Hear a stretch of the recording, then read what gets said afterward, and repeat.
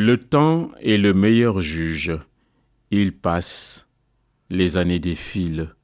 Au même moment, les occasions en or nous filent entre les doigts qui se crispent. Les opportunités se présentent, les opportunistes les gâchent. Le spectacle qu'offre le microcosme politique sénégalais est lamentable. Les professionnels de la petite politique ne cessent de décevoir. Ils n'ont pas le génie des devanciers. Ce sont des nains juchés sur des épaules de géants. Comme il y a 11 ans, l'histoire pourrait se répéter. Le débat puéril du mandat est susceptible d'être rebobiné. La première fois, c'était une tragédie. La seconde fois, ça sera une farce. Le pays mange le temps, certes, mais il ne peut absolument pas se payer le luxe d'une nouvelle crise de cette nature.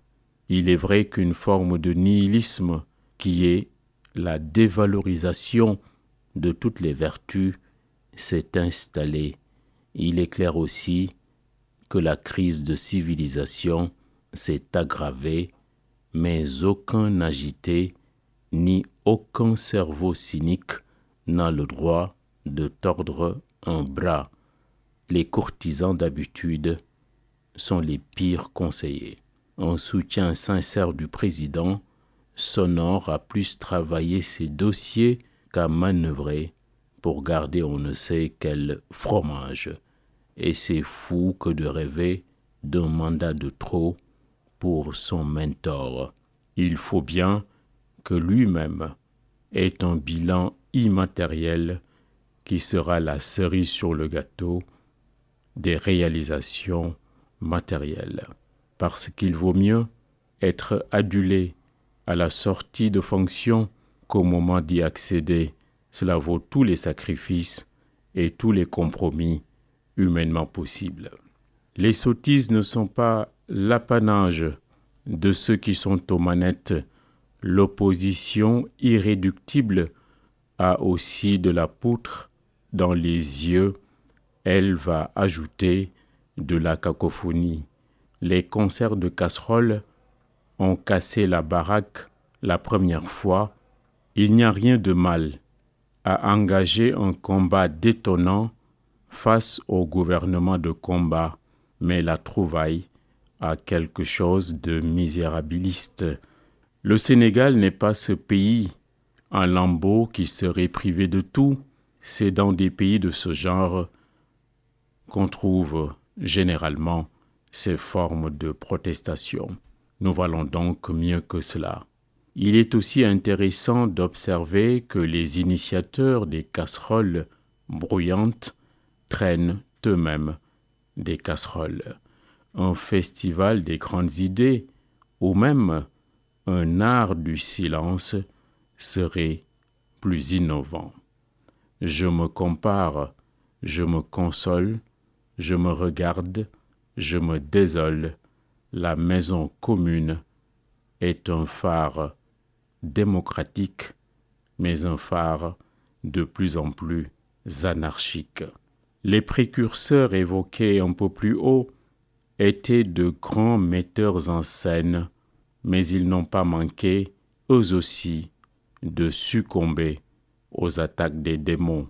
Ils sont responsables de la rupture de transmission à la nouvelle génération.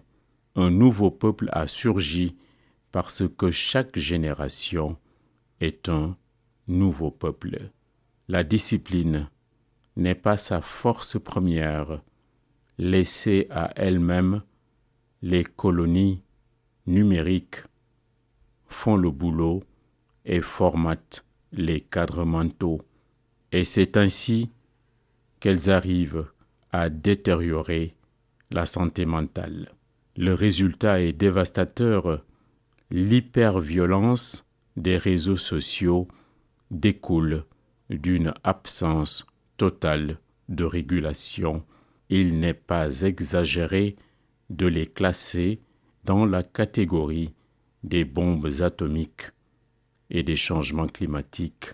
La menace est dans chaque fibre. Plus on l'ignore, plus elle s'aggrave. Et comment la conjurer?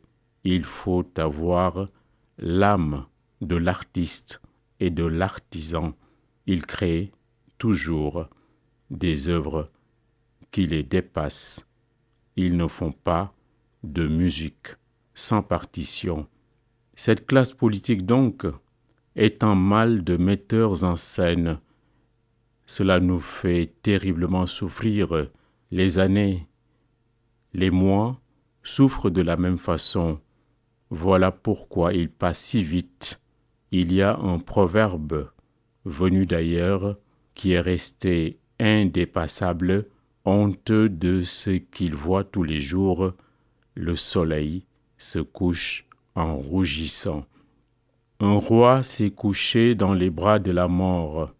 Les funérailles de l'année 2022 vont coïncider avec celles du roi Pelé. Les connaisseurs disent de lui qu'il avait un lien de parenté avec le ballon. Grâce à lui, le Brésil est célèbre dans le monde entier. Un seul être vous manque et tout est dépeuplé.